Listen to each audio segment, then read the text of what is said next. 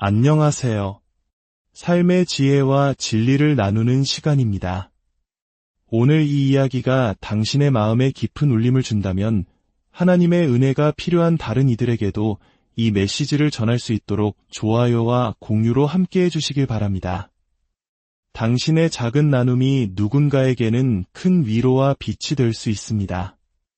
이 채널을 구독하시면 삶을 변화시키는 더 많은 지혜의 말씀들을 꾸준히 만나보실 수 있습니다. 여러분의 모든 걸음에 하나님의 축복이 함께하기를 기도합니다. 자, 이제 오늘의 이야기를 시작하겠습니다. 혹시 다른 사람들에게 얼마나 인정받고 싶으신가요?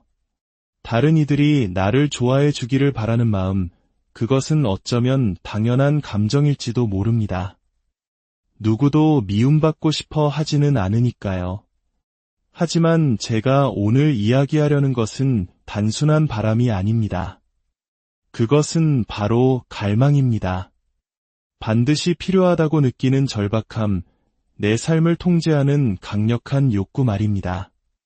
나는 사랑받아야 해. 인정받아야만 해. 칭찬을 들어야 해. 나는 필요해. 더 필요해.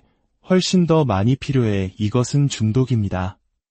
더 많은 칭찬, 나에게 유리한 더 많은 평가, 더 많은 따뜻한 말들, 그리고 더 적은 비판을 갈구하게 만드는 우리 삶을 올가매는 보이지 않는 족쇄와 같습니다. 우리는 끊임없이 더를 외치지만 그 끝에는 결코 만족이란 없습니다. 도대체 무엇이 우리를 이토록 사람의 인정에 중독되게 만드는 것일까요? 오늘 우리는 요한복음 5장의 말씀을 통해 우리를 노예로 만드는 이 끊임없는 칭찬에 대한 갈망의 실체를 파헤치고 어떻게 그리스도께서 우리를 그 속박에서 자유롭게 하시는지 깊이 묵상해 보고자 합니다. 예수님께서는 일찍이 니고데모에게 이렇게 말씀하셨습니다. 사람이 거듭나지 아니하면 하나님의 나라를 볼 수 없느니라. 이 말에 니고데모는 사람이 늙으면 어떻게 날 수 있사옵나이까? 두 번째 모태에 들어갔다가 날 수 있사옵나이까? 라고 되물었죠. 이것은 완전한 영적 무지 상태를 보여줍니다. 예수님은 대답하셨습니다. 바람이 임의로 불매 내가 그 소리는 들어도 어디서 와서 어디로 가는지 알지 못하나니 성령으로 난 사람도 다 그러하니라. 우리는 반드시 다시 태어나야 합니다. 이것이 바로 기도의 핵심입니다. 저 혼자서는 누구도 구원할 수 없습니다. 여러분 자신을 포함하여 그 누구도 스스로를 구원할 수 없습니다. 오직 성령님만이 우리를 지배하는 이 욕망의 뿌리를 끊어내실 수 있습니다. 성령께서 역사하실 때 우리는 비로소 자유를 얻습니다. 이성적으로 생각할 자유, 진리를 볼 자유, 그리고 그 진리를 따를 자유를 얻게 되는 것입니다. 요한복음 5장 44절은 이 문제의 가장 근원적인 설명을 담고 있습니다.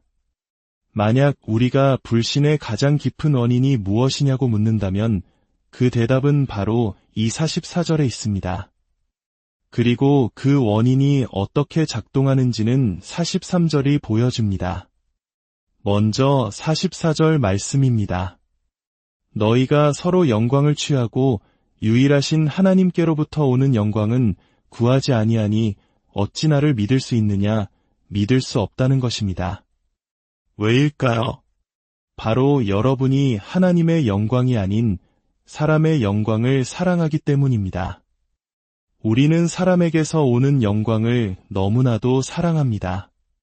칭찬받고 인정받고 박수갈채를 받는 그 느낌, 그 순간의 달콤함은 너무나도 강렬해서 거부하기 어렵습니다. 우리는 예수님을 원하지 않습니다. 왜냐하면 사람들의 칭찬을 원하기 때문입니다. 우리가 세상의 중심이 되고 싶고 모든 것을 통제하고 싶어 합니다. 스스로 높아지기를 원하고 대단한 존재가 되기를 바랍니다. 이것이 바로 타락한 인간의 본성입니다. 우리는 태어날 때부터 이런 존재였습니다. 갓난아기 때부터 부모를 통제하려는 듯 울음소리를 내뱉었고, 근본적인 인성은 하나님께서 우리 안에 들어와 옛사람을 죽이고 새로운 피조물로 다시 살리시기 전까지 변하지 않았습니다. 새로운 피조물이 된 우리는 이제 이 옛 본성을 미워하며 매일같이 그와 싸웁니다.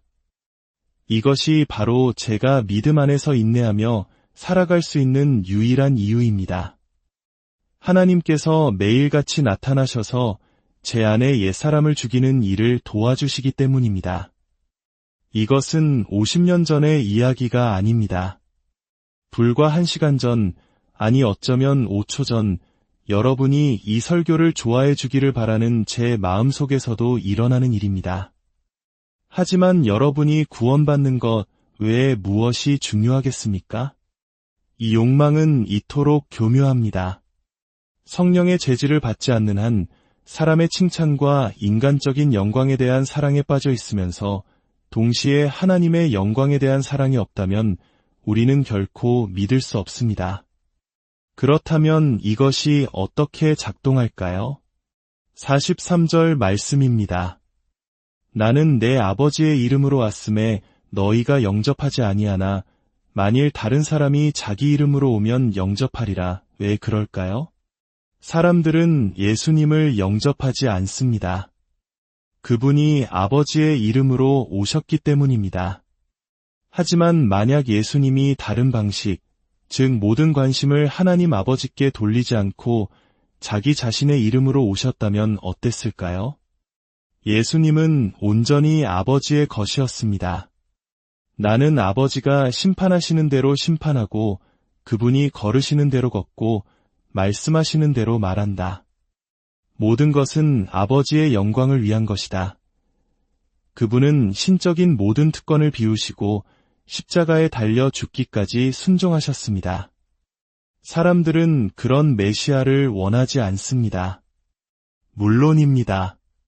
하나님께서 움직이시지 않는 한 그 누구도 그런 메시아를 원하지 않습니다.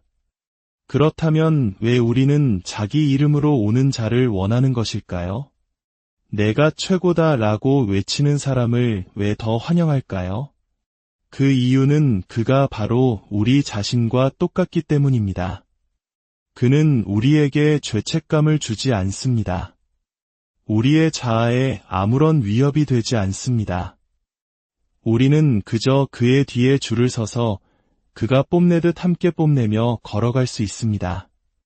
뽐내고 과시하는 왕은 우리에게 위협이 되지 않습니다. 하지만 겸손한 왕은 나를 어리석게 느끼게 만듭니다.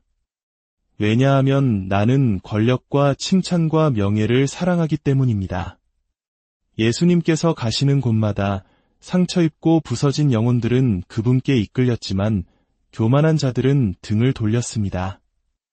예수님을 따른다는 것은 두려운 일입니다. 그런 메시아를 따르면 당신 또한 죽임을 당할 수 있습니다. 항상 자기 자신이 아니라 그분을 향해야 합니다. 자신의 영광이 아니라 아버지의 영광을 구해야 합니다. 섬김을 받기보다 섬겨야 합니다. 이것은 죽음이자 동시에 생명입니다. 진정한 생명, 영원한 생명입니다. 하지만 그 과정에서 겪는 죽음은 너무나도 현실적입니다. 만약 당신이 당신의 부패함을 안다면 그분을 따르는 것이 얼마나 치명적인 일인지 알 것입니다. 그렇다면 왜 사람의 칭찬을 사랑하는 것이 믿음의 본질과 그토록 모순되어 그것을 가지고서는 믿을 수조차 없는 것일까요? 왜 둘 다 가질 수는 없는 걸까요? 저는 사람의 칭찬도 사랑하면서 동시에 예수님을 믿을 수 있다고 생각할지도 모릅니다. 예수님을 사랑하는 것이 사람들로부터 칭찬을 얻는 좋은 방법이 될 수도 있지 않을까요? 마지막 질문입니다. 왜 안 되는 것일까요? 첫 번째 이유는 성경에서 말하는 믿음은 그 본질상 모든 영광을 하나님께 돌리며 자기 자신을 위해서는 어떤 영광도 기대하지 않기 때문입니다.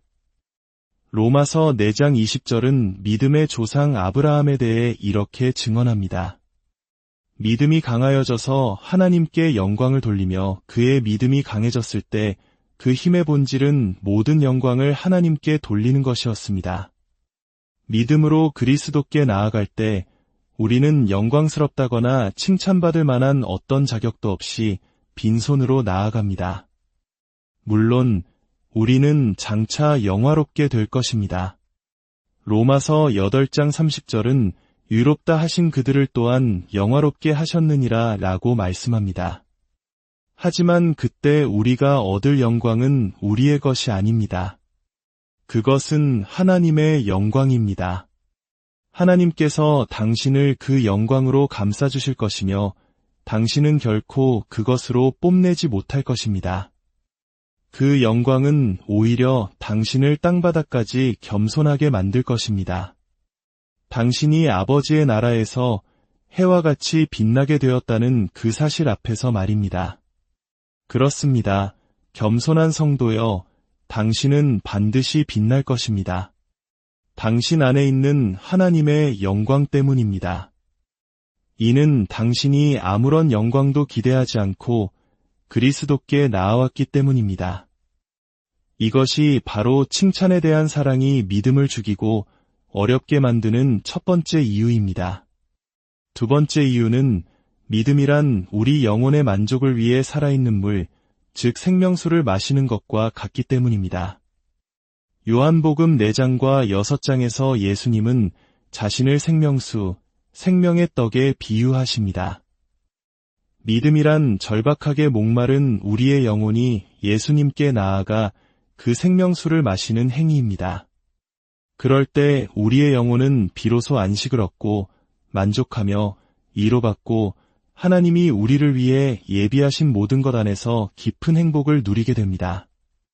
이러한 깊은 만족이 일어날 때 그것은 우리를 노예로 만들었던 사람의 칭찬에 대한 갈망을 몰아냅니다. 더 이상 그것이 필요하지 않게 됩니다. 일단 당신이 이 물, 예수님이라는 샘물을 맛본다면 그리스도 안에서 우리를 향한 하나님의 인정이라는 그 깊은 우물을 맛본다면 누가 더 이상 사람의 인정을 필요로 하겠습니까? 이것이 바로 당신 믿음의 척도입니다. 당신은 얼마나 절실하게 사람들이 당신을 좋아해 주기를 갈망합니까? 앞서 말했듯 사랑받고 싶은 마음 자체는 괜찮습니다. 하지만 그것이 당신의 삶을 지배하는 갈망과 중독이 될 때 문제가 됩니다. 칭찬의 말은 마약처럼 짜릿한 순간을 주지만 반드시 쓰디쓴 숙취를 남깁니다. 결코 영원한 만족을 주지 못합니다. 결론을 맺겠습니다. 당신이 그리스도 안에서 하나님의 아름다움과 그분의 인정을 맛보았을 때 사람의 인정에 대한 중독은 깨어지고 우리는 진정으로 자유로워집니다. 하나님 아버지, 지금 이 시간 이곳에 임재하여 주셔서 우리 영혼의 눈을 열어 주님의 영광을 보게 하소서. 우리 영혼의 혀에 있는 맛 레이를 깨워주시어 꿀보다 더 달고 사람의 칭찬보다 비교할 수 없이 더 달콤한 생명수의 맛을 알게 하소서. 그리하여 우리에게 참된 믿음을 허락하시고 우리를 모든 속박에서 자유롭게 하소서. 아버지 하나님, 우리는 모두 이 문제 앞에서 죄인입니다. 우리는 유대인들을, 믿지 않는 자들을 다른 누구도 손가락질하지 않습니다.